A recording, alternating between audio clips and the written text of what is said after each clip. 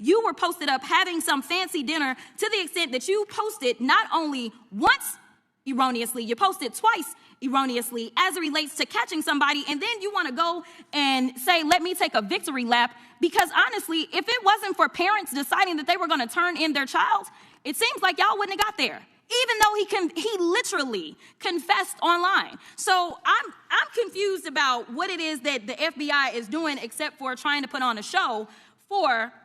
Is that, number one, Director Christopher Wray, when he was appointed to be the head of the FBI, was appointed by Donald Trump. Now, I will agree that I definitely take issue with a number of decisions that Donald Trump makes, especially when it comes to the people that he decides to appoint to very important positions, including this one, because I did have to make sure that I wasn't going crazy.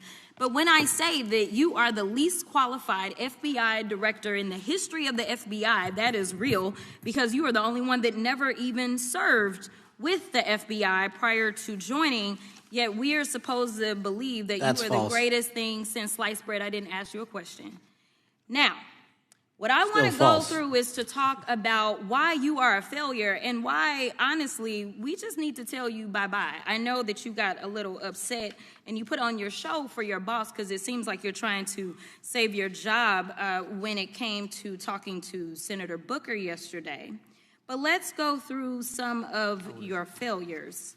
So before you were even confirmed, and I think one of my colleague from Georgia, pointed out that you are already targeting career officials so that you could direct illegal firings. Mind you, these cases that you were so upset about, which are the ones tied to Trump, the cases came through his handpicked FBI director.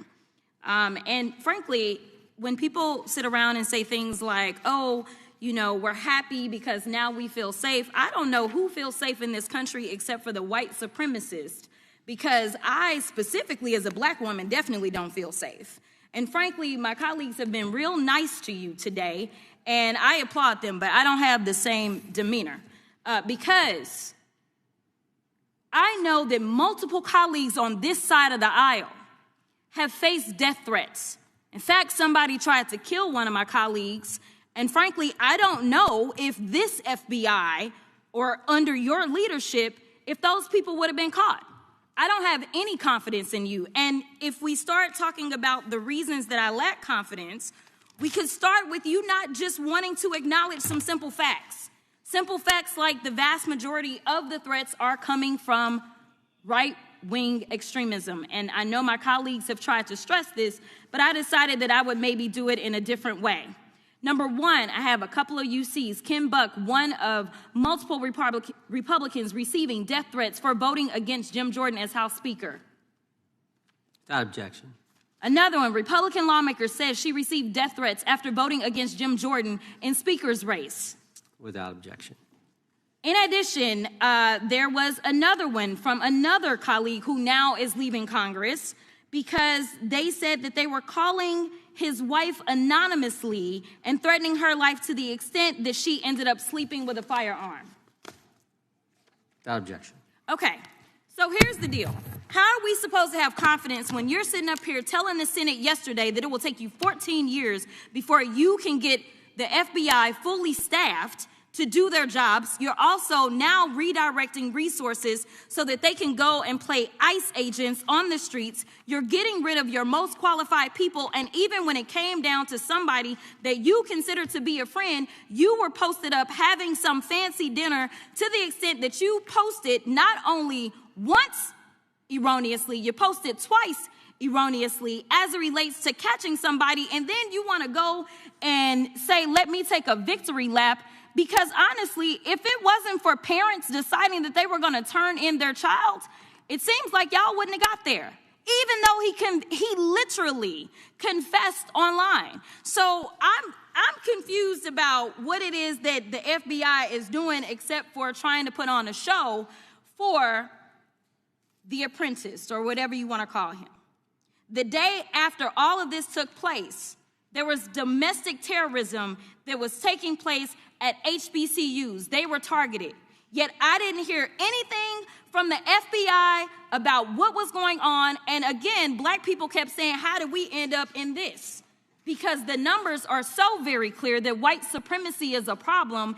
And honestly, I've not heard anything out of you today that makes me believe that you're going to do anything about the white supremacy problem, the one that is leading to children being killed, children being shot, as well as members of their community as they're worshiping in their churches. The time of the gentlelady has expired. If the gentleman would like to respond to any of that.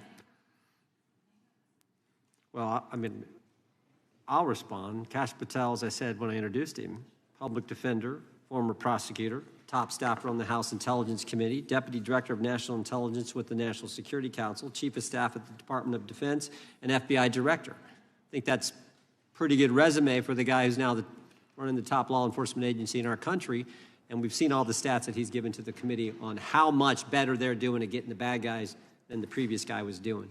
With that, I recognize the gentleman from South Carolina. Thank you, Mr. Chairman. Director Patel, I think you're witnessing some auditions, clickbait auditions for the Academy Award for my Democratic colleagues. We'll see how they fare as they're on MSNBC later on today. But do you care, before I launch into my line of questioning, to respond to Ms. Crockett from Texas on that very elaborate and theatric display? Here's what I've learned in my government service.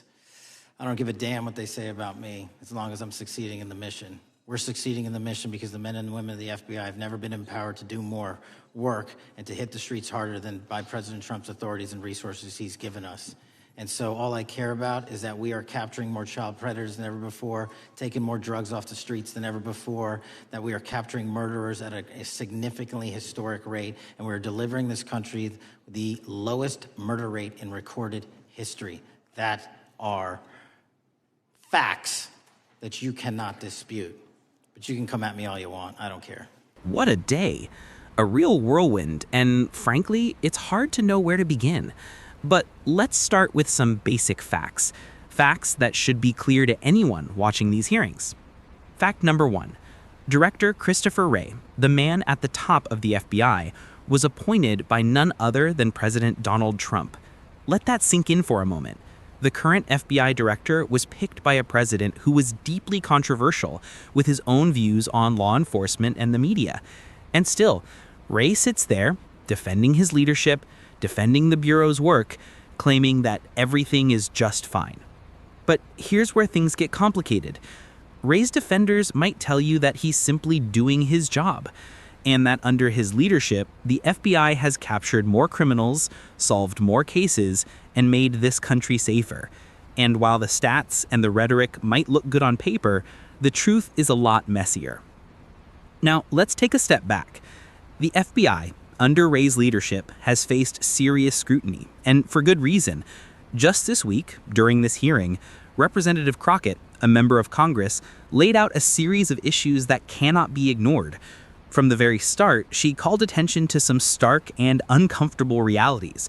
She pointed out that Wray is, by all accounts, the least qualified FBI director in history, and not because of his lack of intellect or capabilities, but because he has no prior experience with the agency before his appointment. It's almost unbelievable that the man in charge of the FBI, an institution tasked with protecting national security and upholding the law, had no prior career with the organization. How does that happen? How do you have someone running the nation's most powerful law enforcement agency who has never worked a single day in the field? That's an important question to ask. And yes, it raises real doubts, but the real questions don't stop there. Crockett also took aim at Wray's handling of the FBI's failures to adequately address the rise of right-wing extremism.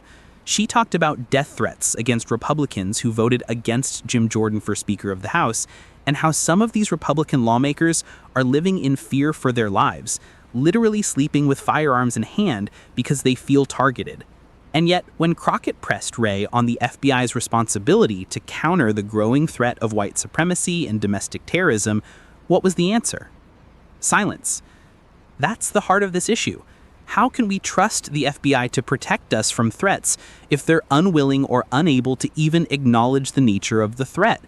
We're talking about a systematic rise of violence, people being targeted because of the color of their skin, the ideologies they represent, or their position